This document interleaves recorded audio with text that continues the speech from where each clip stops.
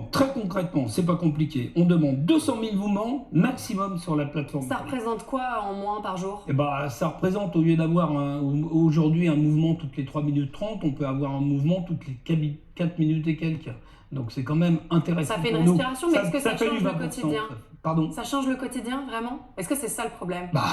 C'est-à-dire que plus vous avez d'avions sur la tête, pire c'est, quoi. Et si vous avez des périodes de calme de 15-20 minutes, ou des avions qui ne sont pas séquencés les uns derrière les autres, moi j'arrive chez moi, ils sont tous là comme ça, hein, j'en vois 4. Hein.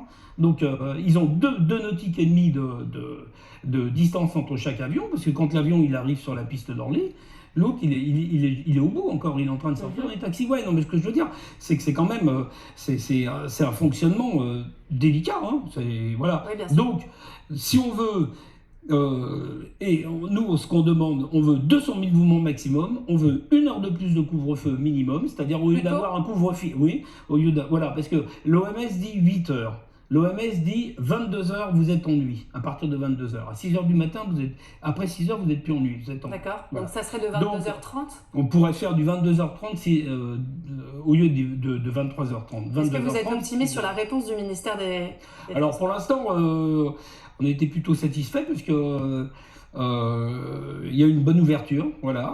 Il a dit qu'il était conscient et qu'il fallait réduire effectivement le trafic aérien, parce que le problème c'est un énorme problème de santé publique.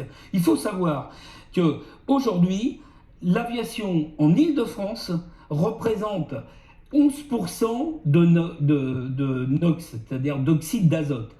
Elle est passée 2e contributeur derrière le transport routier et elle est passée devant le secteur tertiaire. C'est énorme.